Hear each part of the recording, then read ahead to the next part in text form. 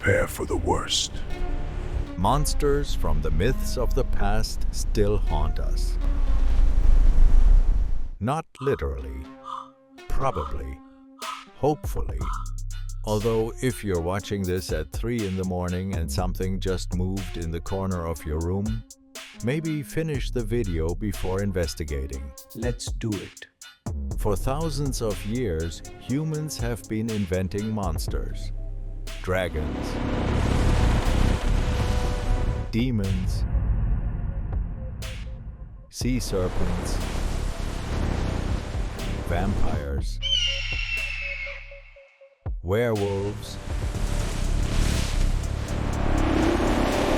giant creatures living under mountains. How are you? Tiny creatures stealing your socks. Not that one, this one.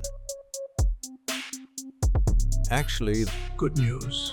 the sock stealing theory remains scientifically unexplained.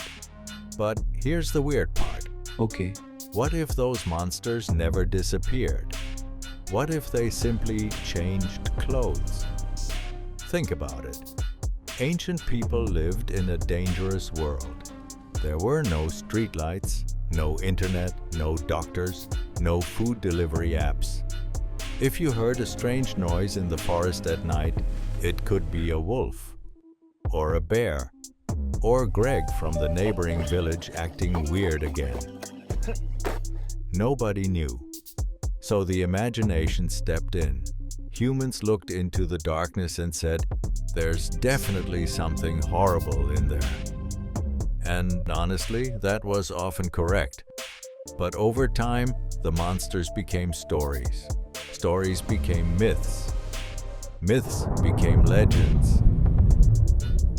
And legends became psychological roommates that humanity still can't evict. Take dragons. Every culture seems to have dragons. Europe had dragons. China had dragons. The Middle East had dragons. Apparently, humanity collectively looked at giant reptiles and decided, you know what would make this worse? Fire. Now dragons probably never existed. Unless paleontologists are hiding something, which would be incredibly rude. But dragons represented something real. Chaos. Danger. The unknown. The giant problem waiting outside the village. Today, dragons still exist. They're called taxes, debt, deadlines, Monday morning meetings. The monster changed shape. The fear remained. The original vampire wasn't some beautiful movie star with perfect hair. No. The original vampire looked like a sleep-deprived corpse that hadn't seen a vegetable in centuries. Terrifying. But vampires represented a very real fear. Something draining your life force. And honestly, we still have vampires. Not the bite-your-neck kind. The energy-draining kind. The person who talks for 40 minutes without breathing. The coworker who starts every sentence with, "Quick question." And somehow you're still trapped there an hour later. Modern vampires don't drink blood. They drink your free time. That's right, your time and money. Which is arguably more valuable. Now let's talk about monsters hiding under the bed. Every kid knows about them. Every kid fears them. Okay, not him, them. Every parent says, "There's nothing under the bed," which sounds exactly like something working with the monsters would say. Suspicious, very suspicious. But those creatures represented something important. Fear of the unknown, the darkness, the things we cannot see. Today, the monsters under the bed have evolved. Now they live in your phone, your inbox, your bank account, your search history, Ancient cave monsters upgraded to Wi-Fi. Damn Wi-Fi. My signal is weak today. Humanity truly lives in a golden age. You are addicted to your phone and the internet. And then there are sea monsters. For centuries, sailors reported giant creatures lurking beneath the waves. Massive tentacles, gigantic serpents, monsters large enough to swallow ships. People laughed at those stories. Then scientists discovered giant squid, which means the ocean basically responded, "Oh, you thought I was joking." To this day, we've explored only a small fraction of the deep ocean. Most of the sea remains mysterious, which means, statistically speaking, there's probably something down there that would absolutely ruin your day.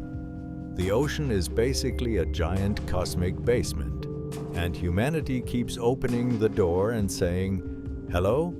Terrible strategy." I think it's weird. Yes, so let's get weirder. Okay. What if monsters never lived outside us in the first place? What if Medusa wasn't about snakes? What if werewolves weren't about wolves?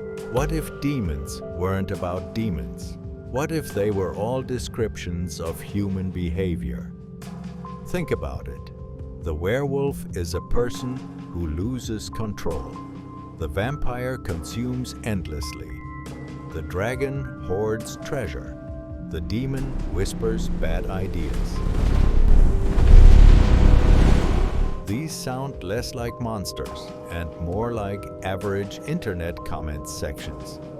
Maybe ancient myths were psychological instruction manuals disguised as horror stories.